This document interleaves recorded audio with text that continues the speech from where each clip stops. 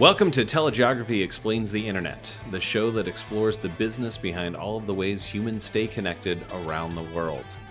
I'm your host, Greg Bryan from Telegeography, and today my guest is Jim Poole, Vice President of Business Development at Equinix. So Jim and I had a great conversation about network as a service, Equinix's role in that market as a data center provider, how traditional telcos are positioning themselves to provide NaaS, how Equinix is developing edge services in conjunction with these emerging networking solutions, and much more. It was a great conversation through the end, so I won't take any more time introducing it. So on to my interview with Jim.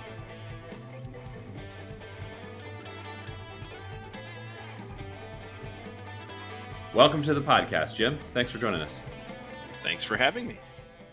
All right, so could you just start us off, as I always do on the show, with a brief introduction of your background and what you've been up to at Equinix for, I think, quite a while now, right? So, yeah.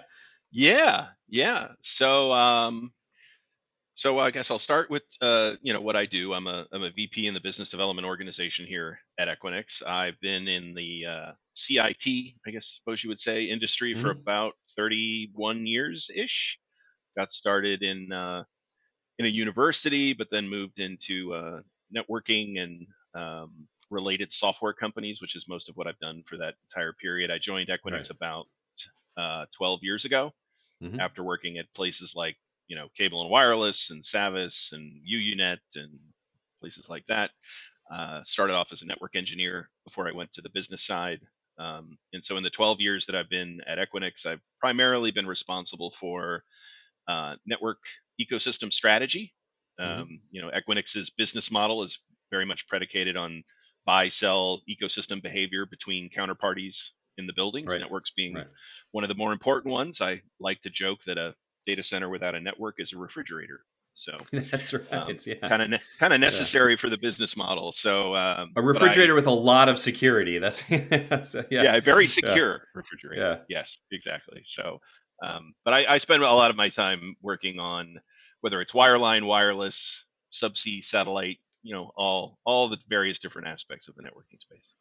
Yeah, absolutely. Which is certainly part and parcel of why I wanted to talk to you on this show. Telegeography Explains the Internet. Obviously, we cover data centers as data centers themselves, but what is really near and dear to our heart at Telegeography is the networks. And so a data center to us gets interesting when we start thinking about what role they play in networks, right? So on that note, when I reached out to you about being on the show, I had kind of given you sort of maybe two topics that I thought were both hot topics in the market in general, and certainly for Equinix, about network as a service or maybe edge data centers. When we talked before the show, it kind of occurred to me that I think we can really talk about both of those things on this episode, and that there is maybe some interesting and important overlap before.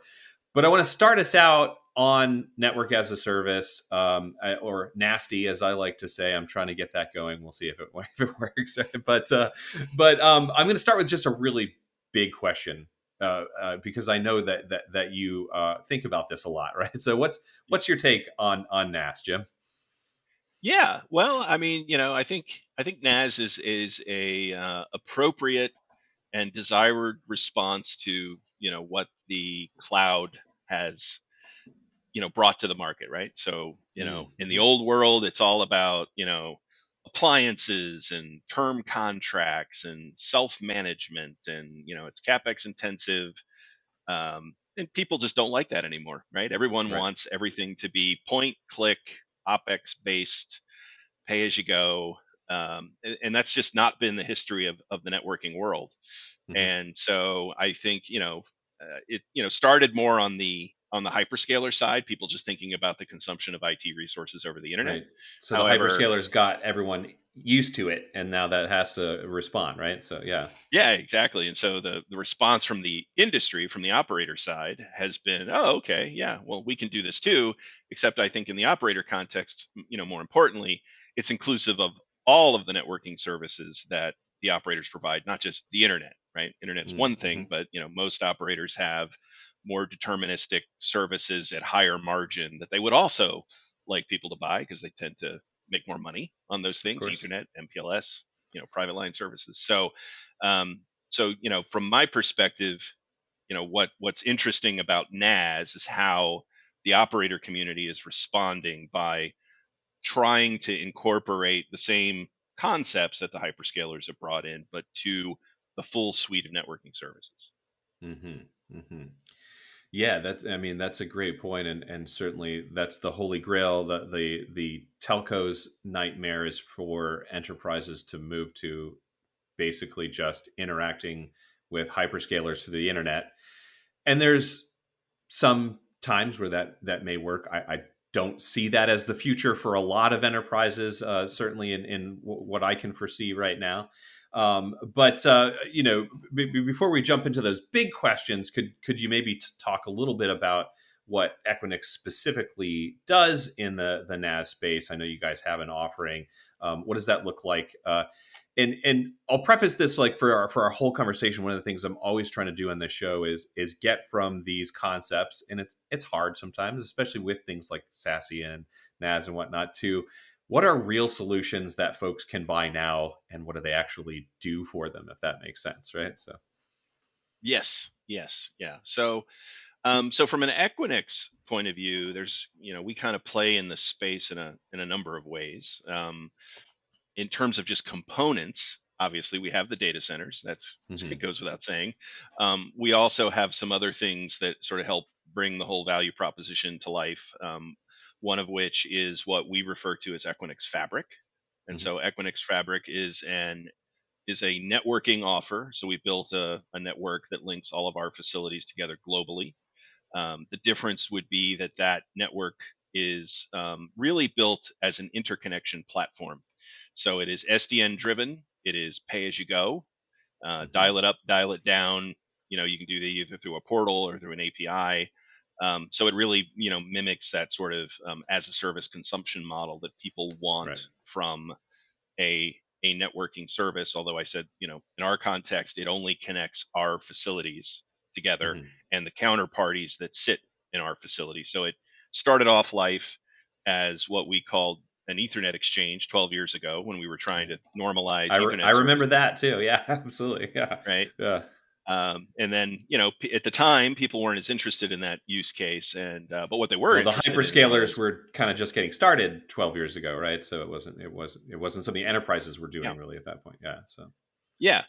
And what was interesting was, while the networks had a method to interconnect to each other, putting an NNI between two networks has, been happening since the beginning of time. Hmm. However, on the hyperscale side, they were used to everyone consuming their services strictly over the internet.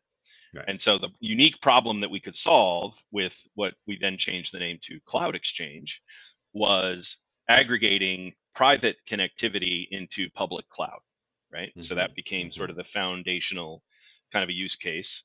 And then several years ago, we said, well, look, there's really no reason to think of a cloud any differently than any other domain that happens to sit inside of an Equinix facility.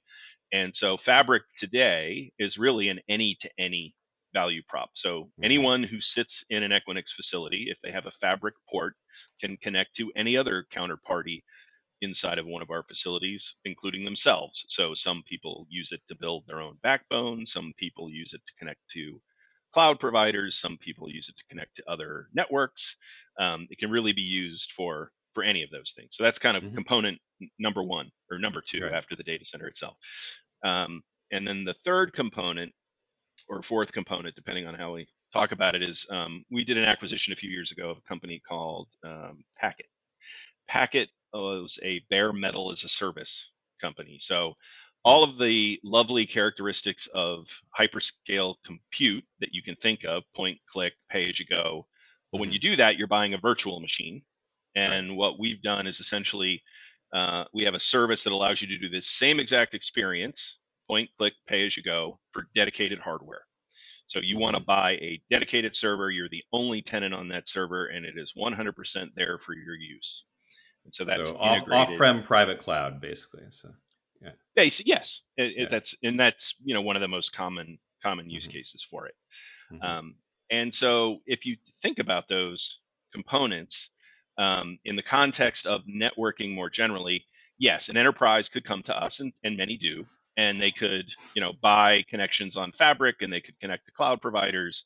They could buy or set up a private cloud. Um, None of that necessarily sounds particularly NASy, except for the Right. way it's interconnected using the Fabric. What makes it more interesting from a NAS perspective, in my view, is what we do with other operators.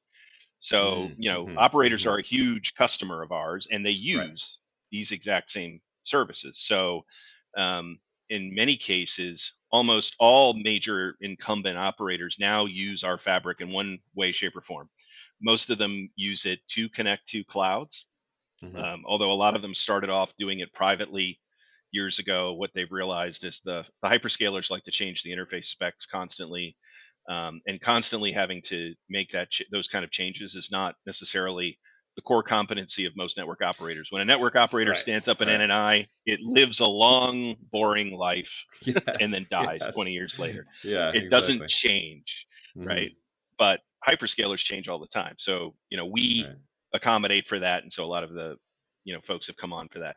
The other Hmm. part that's kind of inherent in the NAS value prop is the fact that you're not, doing things on the dedicated appliances. You're standing up, containerized or virtualized network functions in software on hardware. And so what we can allow to happen is a telco can take um, a part of their NAS offering that has been virtualized, what most telcos call telco cloud, Hmm. right? Which Hmm. is essentially just their VNF estate that they Right. use to cater to their customers.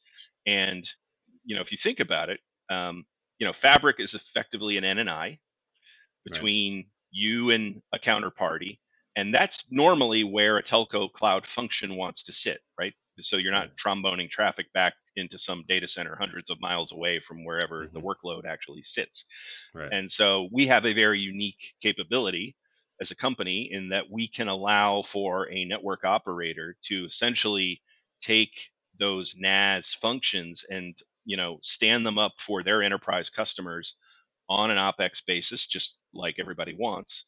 Right. But doing it through our infrastructure, we're behind the scenes. You don't even necessarily know we're there, right? Hmm. And Hmm. so, as an example, we recently made an announcement with Orange Business Services, and that's exactly what Orange is doing. Is they had already gone on through their own sort of digital transformation project internally. They Right. already virtualized a lot of their customer facing network services, and so they just clone that software stack, drop it on top of our metal platform attached to Fabric, and voila, pop as a service, right? Hmm. So Hmm. think of that's more the service provider flavor of Right. NAS, right, if you will. Right, but So we're thinking about from the enterprise perspective. I mean, first I'll back up a little and say, if you say Equinix is uniquely able to do this, part of it is just for the kinds of things we're thinking about at telegeography all the time, is that your geographic footprint is the largest. You're the most ubiquitous, right? So it's like it comes down to physical geography. You are more places than ever. You remember back like in the 80s or whatever, that Visa commercial, it's everywhere you want to be, right? Like, well, and that's why I like start yeah. with the data center. Although it sounds sort of, it's easy to kind of gloss over, but Mm.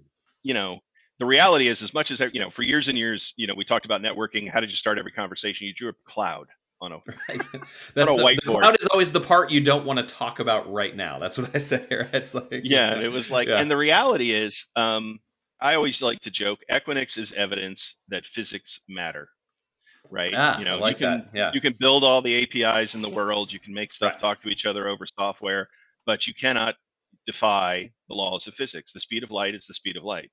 Right. And so the only way you can achieve things like low latency is you have to put the resources closer together. That's Right. it. It's not magic, right? And Hmm. so, to Hmm. your point, from a footprint perspective, that is a large part of our corporate strategy as far as how we expand the real estate footprint.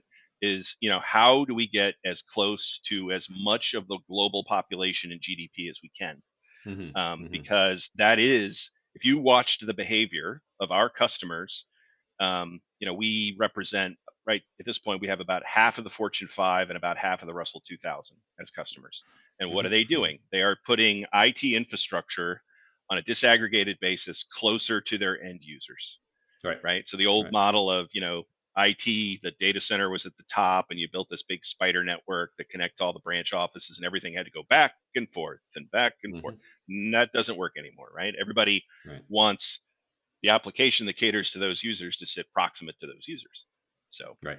so a Right. lot of it is, us combining the idea that, physicality matters and dedicated infrastructure matters, Hmm. but you need to make that cloud-like consumption available for those services. Not everything, to your point, we would agree with you. Not everything will work on the internet. As nice as the internet is, and Right. as much as we love it, Hmm. it doesn't solve all problems. It solves a lot, but it doesn't solve Right. all of them. So we have to solve for the ones that the internet doesn't solve for. Yeah, exactly. Well, and that's exactly to the point about the sort of the service providers being a big part of your customers for this and creating virtualized POPs is that they're solving another really basic problem for the enterprise, which is how do I get from my offices to all those Equinix facilities, right? You know what I mean? And Yeah. like that's still a pretty big problem, even though the internet is ubiquitous. That is not going to be sufficient in a lot of cases, depending on what sort of applications they're running and that sort of thing, right? So, Oh yeah. Well, I give you a good example is, we'll have an operator, for example, common scenario, has a pop with us in Sydney in Australia, mhm. but they don't have pops in Canberra and Adelaide and Right, Perth right, and all these other right. places. Perth, And especially, right? Yeah, normally they would, go to one of the local and, providers and they'd place an order and 90 days later, right, they get a, exactly. Yeah, a circuit. And one of the first use cases that the operators used for our fabric was, oh, wait a minute. Well, chances are, if I had to go to Perth or Canberra or Adelaide, the reason I was going there was to connect to something that happened to sit in an Equinix facility. So why wouldn't I hmm, just use the fabric right. capability? Because I could turn that on in a couple of minutes, and I could turn it off the minute I don't want it. So even if Instead all of you were trying provisioning to a do, line across the continent, right? Yeah, exactly. yeah, Hmm. and you could still, if you have better term pricing with your partner over the long term, then you can use it as a bridge and turn it Hmm. off and not use it anymore. It's fine from our perspective, right? Speed is its own reward, I always like to Right, say, right? right, right. Absolutely. So, all right. So I think that's great context for sort of like specifically how at Equinix you're thinking about this. What's your sort of impression of the broader NaaS market? Yep. It's a term that's still uh, having definitions brought to it, much like say SD-WAN 5 or 6 years ago, right? So what's your view on how sort of the broader market is approaching these problems and what they're trying to solve and how are they trying to go about that basically.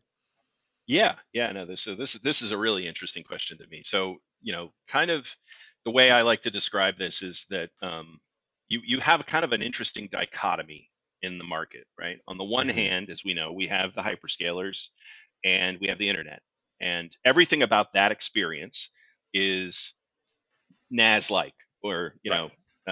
infrastructure as a service like. You point, I click, log on and instant. I spin up a server, whatever, I get what I need, right? So Yeah, yeah.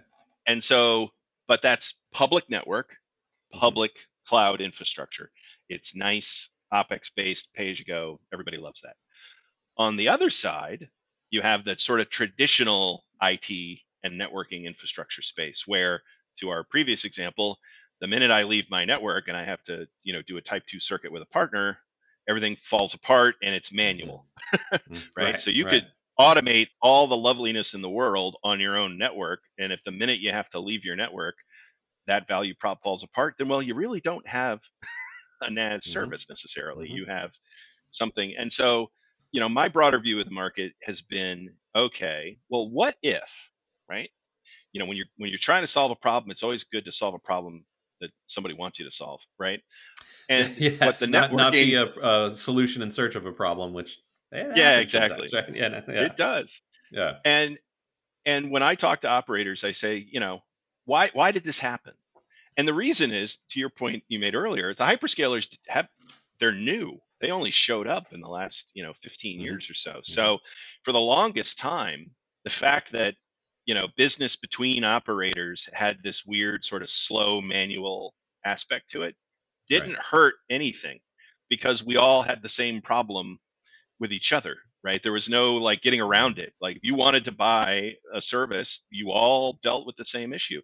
Then the Right. hyperscalers show up, they build what they've built, which is fantastic. Hmm. But what they've done is they've taken all the low hanging fruit Right. and moved it Right. over to the other side. And so if we want to solve an interesting problem, what if, the big idea, what if we could make private infrastructure as easy to consume as public Hmm. infrastructure? Then you'd really have a NaaS offering. From the operator's perspective, that would be fantastic because where's all the margin in the business? The margin Of in the course. business Yeah. is in, deterministic services, MPLS, Ethernet, private line, and in managed services, Right. which is fundamentally one of the aspects of NaaS. And so, if we really want to kind of crack open this problem and solve a problem that would bring a lot of benefit to everyone, enterprises, operators, Right. top to bottom, let's make private infrastructure as easy to consume and scale as public infrastructure, and then we've got something interesting that people will pay, And um, just for.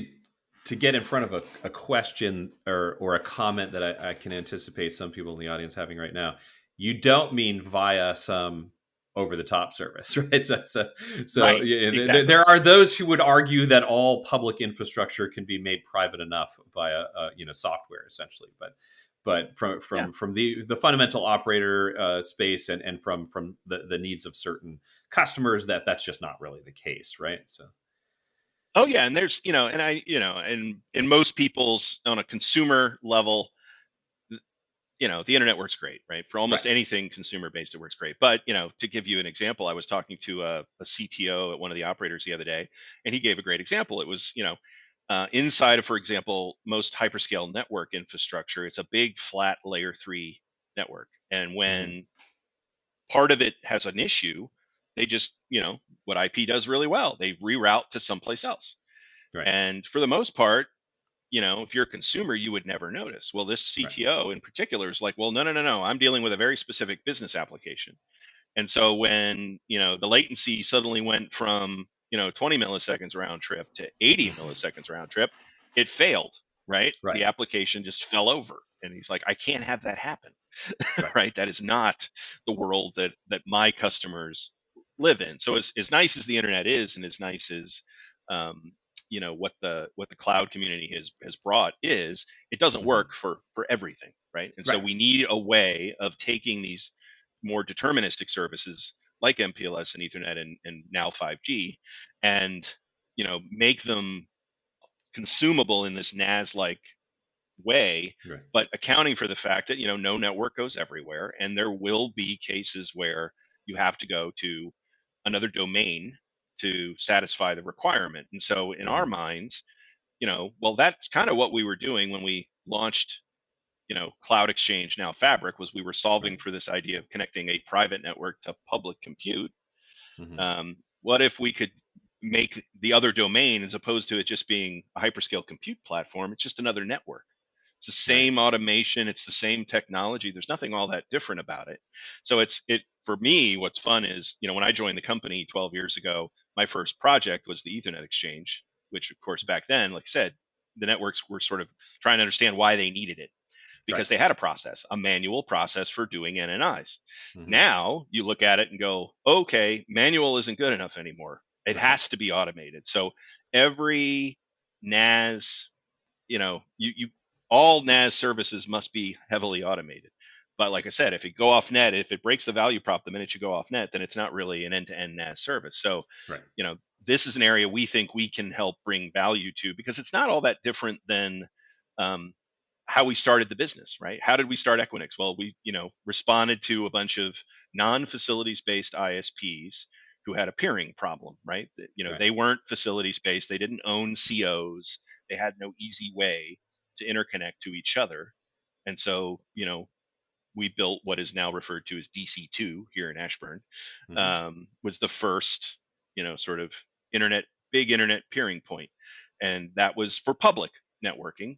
Right. Now we have the opportunity to sort of solve the same problem on the private side. It's just, in this case, it's deterministic services and a lot more automation that's necessary than, say, just doing, BGP peering of public IP. Mm-hmm. Mm-hmm.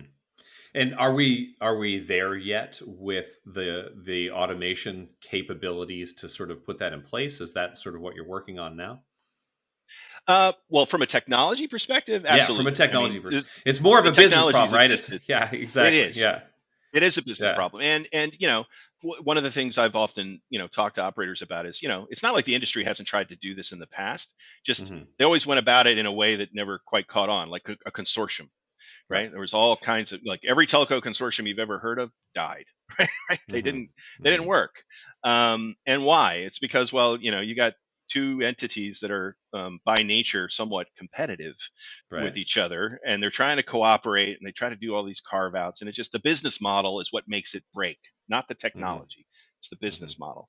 So just like in the internet example, where, hey, a third party in the form of Equinix came out and said, okay, we'll run data centers and peering infrastructure for you. We can come in and now operate interconnection infrastructure. By default, through what we've done on the cloud, we Mm-hmm. are the largest outsourced NNI provider in the market. Right. So we've got hundreds and hundreds of networks attached to Fabric, adopting our APIs and automation to interconnect to cloud. So all of a sudden, making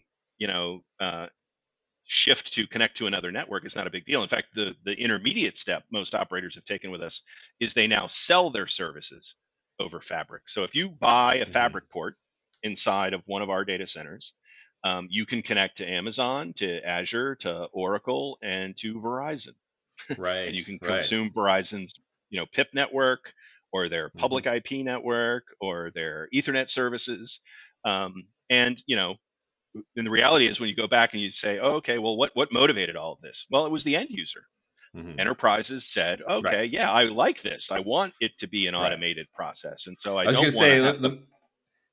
yeah. Sorry to interrupt. I just want to translate for any audience members who don't know Verizon that what you were talking about was MPLS and DIA, basically, right? So just to Yes. throw that in there, right? Since Verizon uses funny Yeah. words, PIP, and sorry to interrupt, but yeah, please, yeah, Yes. Yeah. yeah, No. I yeah, always forget. When I yeah. talk, I actually do that with every operator. I use their acronyms Mm-hmm. when I talk to them. So, but yes, you're absolutely, yeah, DIA and Ethernet and MPLS, and I think that what we're starting to see is convergence, right? And so, Right. from an operator's perspective, where they get a benefit is anytime they can scale something with a single method, right, in Mm-hmm. a single investment. So if I can take that single method and that single investment and then parlay it against as many different use cases as possible, I get a really good return, right? Mm-hmm. And so if you think about what we've done over the years, okay, well, you go to your average Equinix facility, we have hundreds of network operators. So the transport layer is already installed, the Right. routers and switches are already installed, the optical gear is already installed, right? So Mm-hmm. they've made all of that investment. Now all of a sudden they're thinking about NaaS, and they're like, oh, well, wait a minute, I've got to automate connectivity to what? Well, to everything, right? Right. And Right. so Right. it's like, well, oh, wait a minute. So I can't have a separate cloud process, local access Mm-hmm. process, peered MPLS I mean, if you have an NNI process for every single counterparty that you interconnect to, you're going to, it will never scale. It'll cost a Right. fortune, Right. and you'll die a slow, painful death, right? Mm-hmm. And so, our point of view is, okay, you're already made this big investment with us. Now all we're going to do is pivot it to as many different use cases as possible, and that is currently what I spend a lot of time with the Right. operators on. And Right. when we've had a tremendous amount of success. I mean, we're up over, I think, 400 operators are now on Fabric in one way, Mm-hmm. shape, or form. Mm-hmm. In addition to hundreds of cloud providers and private infrastructure enterprises, so on and so forth. So Right. Right. And that's actually really illuminating. When we talked about this before, though, you put it into kind of like three discrete pillars, and I wonder if you could yep, bring those up for the audience, because I thought that was also helpful to also move it along from like kind of what we're trying to do in the NaaS space now to sort of what it might become as well. So what yeah, are your three sure. pillars there? Yeah, so I break the problem down. So if we go back, restate the problem. Okay, we want NaaS, but we want NaaS against private infrastructure, Mm-hmm. right? Not just public infrastructure. So what would that mean? That would mean, one, I've got an interconnection issue. So pillar number one is I got to solve the interconnection issue. Okay, we just talked Right. about Fabric. The Fabric's really That's good at what helping, you're doing. Right. Yeah. yeah, to solve for that piece. Hmm. But that's not the only piece, right? Right. Go back to what I was talking about with metal, right? The other Hmm. piece to NaaS is software-based services, network services. So all the things that comprise SASE, right? Like load Right. balancers and firewalls and SD-WAN gateways and so on and so forth. I also need that, and Yeah. like the Fabric component, pay as you go, turn it up, turn it down. I'd like the software that I'm deploying on hardware to also have that consumption characteristic, right? Turn it up, turn it Mm-hmm. down, pay as you go. So that's how we position metal. And those two functions, the NNI and the telco cloud function, customer facing VNF, have an affinity for each other. They want to sit in the same place physically, right? They Right. like to be in Right. the same building because that's the edge of, Hmm. that's the handoff point to whatever the counterparty is. So whether that counterparty is a network and you're just buying an access circuit, or whether that counterparty is a cloud. Right. So second piece is the telco cloud functions. And we can either do that just by selling colo, and you can put a POP in our facility. We have lots of operators who do that. They've Right. already virtualized. It's their white boxes. They just drop it inside of our facility and they attach it to our fabric.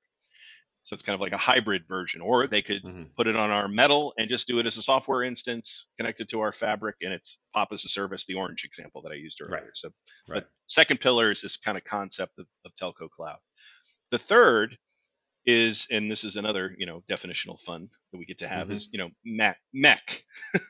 Now, Right. when I Define say Mac for us. Yes, please. Yeah. Yeah. yes, Yeah. when I say mech, right, it started off as, people always think of mech and they think, to this day, a lot of people still misquote it as mobile edge Mobile. compute.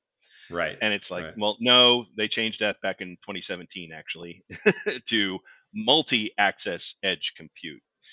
Why? Why Because did it's we not always change the mobile. definition? Yeah. Yeah. Because it's not always Yeah. mobile.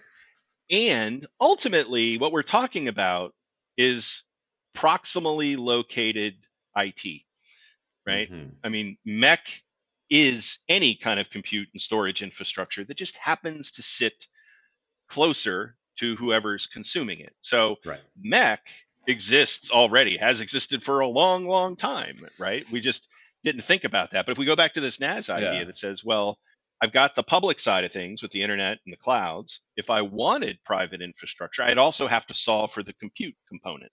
Hmm. And in our case, like I said, the metal infrastructure is connected to Fabric, can Right. host things like customer VNFs, but it can equally host private cloud infrastructure. So if you have a workload that does not perform well in a least common denominator virtualized compute environment, which is what a Hmm. hyperscaler is, then Right. you want to put it on dedicated hardware. And Right. so it's those three components, the interconnection component, the telco cloud component, and the mech component, that if we can automate that, all of the interconnection that goes and the orchestration of those things together, then we have recreated what hyperscale clouds and internet has done, but we've done Hmm. it with private network infrastructure, private IT infrastructure, and that's where the industry is looking to make its money, right? If you think about Right. 5G and all of the money for the licenses and upgrading all of the software and disaggregating the network, none of that is going to pay itself back by everybody renewing their handset, Right. Right. Of right? course. Yeah. So 5G as a technology is completely predicated on selling something that has never existed before: business class wireless services, Right. right? Yeah. And And I think that's absolutely it. And but that fixed wireless access has to be consumable by enterprises in a way that they're used to consuming local yeah, access too. Right. So I think there's the key there for sure. well, and the other thing that people often miss is, okay, for a long time, wireless networks and wireline networks, even though they were owned by the same company, were kind of just peered together. They actually Hmm. operated quite independently of one another. Hmm. Go on a go forward basis, that doesn't work, right? If you're the Right. network operator, you need a converged infrastructure, right? Right. And so this interconnection and telco cloud and compute mech issue on the private side of the equation, um, you need to solve for all of that regardless of the access method: Hmm. wireless, wireline, public internet, private network, doesn't matter. You have to solve for all of that. You're not going to do that by building a bunch of discretely separate, you know, services. That's Right. got to all happen on some kind of unified infrastructure. And Hmm. so, go again back to, what Equinix does. It's okay. Common set of buildings, common NNI format between all counterparties, regardless of what they are, Right. common compute substrate, regardless, attached and already automated to interconnect to all the other components. So, from our perspective, that's to us, what we're trying to help. And we're not a network, right? At the Right. end of the Well, day. yeah. So, Yeah. you know, at the end of the day, I can go and talk to any operator and say, look, I'm a real estate investment trust. I have to make Right. 75% of my revenue on rental, Right. right? Right. And so, what I'm trying to do is bring more value to the real estate that we operate. And Hmm. so anything I can do to make these lovely data centers as easy to be in as possible, and to solve for two kind of problems. And this is why the operators like us so much. One is I solve potentially for everything we've just talked about, which is all of these automation and interconnection issues, um, on an OpEx basis, because I get a benefit from, leasing things to people. Right. But I'm also an aggregator, which is the Hmm. first reason most of them like us, right? We've Right. got, like I said, we've got all these enterprise customers that are sitting in our facility. So, my joke with most network operators is, doing business at Equinix is like fishing in a barrel, Right. right? I mean, They're a there. building Right. is Yeah. full of Exactly. customers for you, right? Hmm. And Right. I want you to sell to them. That's my whole Right. reason for Hmm. doing these other things in terms of the metal and interconnection platform, is I want to make it super easy for you to sell that value prop to those enterprise customers. Then we're both happy, right? Right. The enterprise is happy, the operator's happy, and Equinix is happy. All three of Yeah, us. well, there's even another layer that makes this is what makes telecom so fascinating from an economics perspective. Is there's even another layer, which is that if I'm creating a virtualized POP that an ILEC or a PTT or whatever is using, that infrastructure is ultimately you guys leasing wavelengths from those same providers, right? So there's layers Yeah. on layers here, right? So when you say Yeah. you're Oh not a yeah. Yeah. network, like yeah, you're leasing network from the same folks that you're hoping will then purchase the fabric service to create their virtualized pops to get their customers onto your facilities, right? So it Yeah. is Yeah. it would give a lot of econ professors a headache, I think, to map all of this Yeah. out. But there's power in choice. Right. Because we've had operators say that to us, well, wait a minute, what stops the enterprise from buying directly from you? Right. And that's true. Hmm. They could actually Hmm. buy it from us. But there's an important distinction in Equinix's business model. Equinix is, not a managed services company. Right. So Right. when you buy something from us, you better know how to use it. My analogy that I always use is, it would be like saying, I'd like to buy a house, and if I pointed at Home Depot, Right. Exactly. right? Yeah. Hey, everything And you need to build yeah. a house is in there, right? And We're those the I should same say thing, right? those customers exist, right? So there are large multinational enterprises that have almost like a sort of mini telco team, and Yes. they go to ITW and they meet with operators all over the world, and they manage that's that's always going to be a pretty specific small group of folks who have the desire or the whatever Yeah. reasons the economy of scale to do that. Certainly, I think we're looking at all of this truly becoming available to the enterprise when they can go to their same sales rep that they've been dealing with for 15 years on MPLS and get these new services and get them managed, right? I think that's what Yeah. most people are waiting for.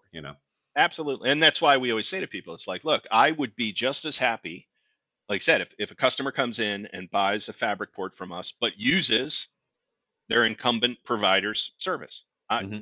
Either way, at the end of the day, go back to what am I economically as an entity? I am a data center company, right? So I Right. make the best margin and the most value by bringing value to real estate. So if you can come in and, what I always joked was, I said, back up years and years and years ago, we didn't actually want to link the facilities together. We did Hmm. because it was the only way to bring a true Right. NaaS value prop out. But we have customers all the time, like I said, who use this as a bridge. Hmm. Hmm. There's any number of ways, but all that still is accretive to me from a real estate perspective, and it keeps me in my lane, Right. and it keeps the Right. operators getting paid for what they do best, and that's why it's Yeah. a ecosystem.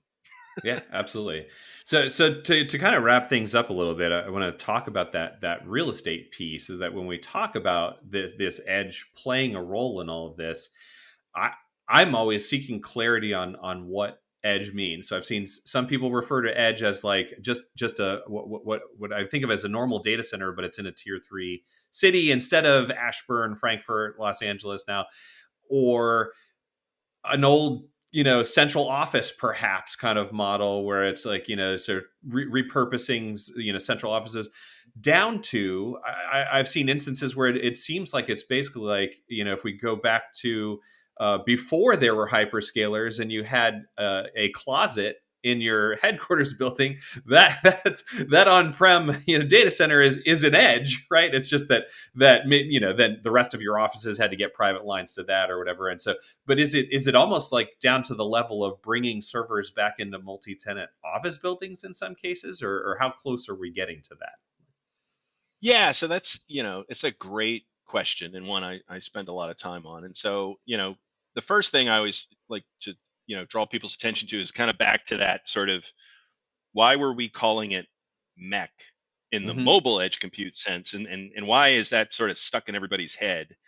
And it comes back to this latency issue, right? What is it Right. that people are actually trying to solve for when they talk about edge data centers, right? What they're trying to solve for is proximally located compute, Right. right? I want deterministic network latency between the end device or user and the application. That's all I'm trying to solve for, right? Now, from a real estate perspective, why does that start to matter? Well, everybody goes, oh, well, hey, let's see. The average latency on a mobile network in the United States is 40 to 50 milliseconds. Wow, that's kind of high, Hmm. right? Hmm. And it's all over the internet. I mean, most people don't think about this, but 4G and all predecessors dump all of their traffic into the public IP network, Right. right? They don't operate as private networks. So until 5G, there's never been a deterministic performance That's a aspect to wireless really good networking, point. Yeah. Hmm. right? And so what is it when we start talking about edge data centers are we really trying to solve for? Well, we look at it and like you said, look at Equinix. Where are we? Oh, let's see. We're in 65 plus, metro Right. markets around the world with 250 plus data centers. If you started to do something, and we've done this in the United States just for the fun, right? Was we said, let's take all the metros that Equinix sits in and let's account for the fact that fiber doesn't go in a straight line, Right. and let's draw an approximate round trip latency circle from every place Equinix has a building, right? And what would you, and let's go for something ambitious, right? If the average latency on the mobile network is 40 to 50, what if, let's call it 10, right? Hmm. 4x improvement, right? Would be fantastic. Well, it turns out 80 plus percent of the US population sits within 10 milliseconds of an existing Equinix Wow. facility, So it's just right? all edge, right? Yeah. Ah, there you go. Well, and It's- then I yeah. I go back to my earlier point. This is, well, what is it actually that the enterprise customers sitting in Equinix facilities are doing? They're Hmm. putting their IT closer to. So this has been going on for a Right. long time. It's just nobody had a name for it before. They Right. didn't call it edge. So one of the aspects of edge that needs to get solved for isn't so much the building to start. Hmm. It's this issue of, hey, 5G deterministic wireless networking with deterministic routing so that I can characterize latency and essentially guarantee it for an application. How do I solve that problem? Well, that's a Hmm. different problem because the mobile networks were set up, like I said, as consumer constructs. First, it was voice, then it was Right. data, but it was laid on the same exact architecture, right? So the breakout points are fixed and they're not designed to be close to anything. They're designed to be cheap, Hmm. right? Hmm. So if you look at most of mobile ag centers and most mobile networks, they're not sitting any place you'd actually want to be, and there's nothing in those buildings other than Right. the operator, right? Right. So the first thing that has to happen goes back to this earlier NaaS problem that says, how do I automate connectivity between a mobile network user across my quality of service backhaul into something like a public multi-tenant data center facility like Equinix? Right. Right. That's right now, from an edge perspective, what we're doing. Because my contention is if we could then figure out how to ubiquitously do that as an industry, just even across only Equinix facilities, like I said, you would suddenly be lowering the average latency Hmm. for the network by a factor of 4 for the vast majority. And that in the United States, like I said, it's 80 plus or minus.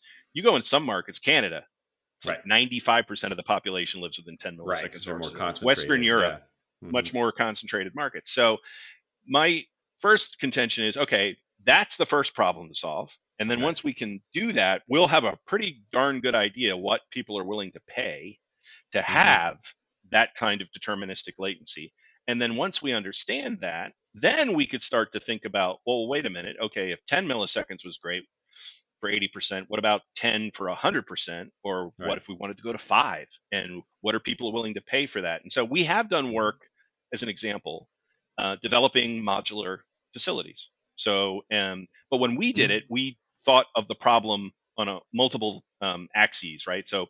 yes, mobility in the future, this MEC low latency thing is one use for Hmm. a modular facility.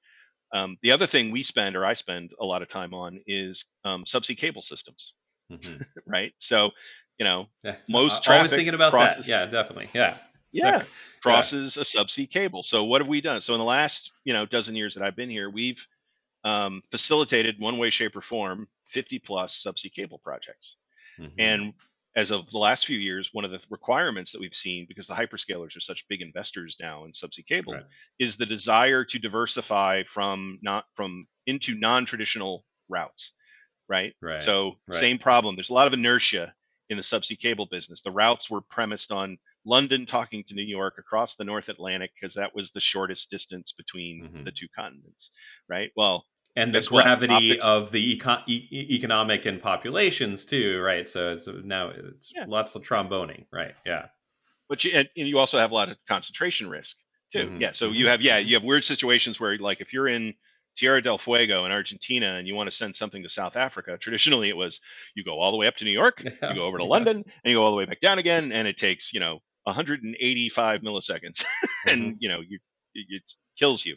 Well, Right. okay, now people are wanting to put cables in brand new markets. So we recently did a project with Orange and Meta for Hmm. Amite, which is a cable that goes from Massachusetts to Bordeaux, France. Well, there'd never been a cable landed in Bordeaux, Right. France before, Hmm. and Meta and Orange had a really quick turnaround time, and so stick built was going to take too long, and so we're like, oh, okay, I can do that using a modular facility, so I can work out all my supply chain operations, all the issues I need to do, and I get a 20-year contract because cables are very long lived assets, Right. and now I'm set up as a company.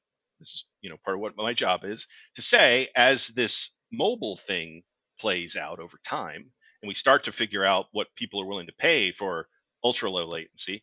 Okay, then we can work on the real estate problem once we realize we have a real estate Mm. problem. But I Hmm. don't think we have a Hmm. real estate problem yet. I think we Not have yet. a Right. 5G disaggregated network, deterministic routing issue to solve first. Hmm. We'll eventually get to the real estate problem. Yeah, no, I mean that. Thank you for that because that makes it the whole issue a lot clearer to me at least, and I'm sure many listeners as well. And thinking about sort of not just what counts, but why, right? And sort of why the edge is the edge, and sort of what that means. So. Yeah, it'll be interesting to watch over the next few years. I think you've given us lots to think about. So thank you very much for joining us. I think I'm gonna go back and re-listen to this one myself, even so, to see, make sure we stay up on what's going on. I know you write about this stuff pretty often too, Jim. How can folks find you, keep up with Yes. what you're doing, and make sure they're on top of these changes? Yeah, no, absolutely. So the easiest way is we have our blog site. So Hmm. interconnections.equinix.com. So I'm one of the contributing authors to that. So a lot of these concepts actually I've written about and are posted, me and people on my team and other folks in the company who work on that. That's always going to be the easiest way. Of course, I cross post things on LinkedIn Hmm. Hmm. pretty regularly, and so I can be found on LinkedIn as well. But first stop should be interconnections.equinix.com. Excellent. All right. Well, you've given us lots to think about. Much appreciated. And I think that means we should probably do this again sometime to see, how things played out. So, Yeah, now we got to figure out how the story ends. yeah, exactly. Just ubiquitous network on demand all the time, everywhere. That's the that's the end game, right? So, Simple. yeah, It'll be easy. exactly. Single pane of glass, right? So, That's yeah. right. That's right. Awesome. All right. Well, thanks so much, Jim. Cheers. Thank you. Thanks for listening. Telegeography Explains the Internet comes from the experts here at Telegeography. It's edited and produced by Jane Miller, and it's hosted by me, Greg Bryan. And I also wrote that theme song you're listening to right now. To learn more about our data, jump over to telegeography.com, and we'll see you on the internet.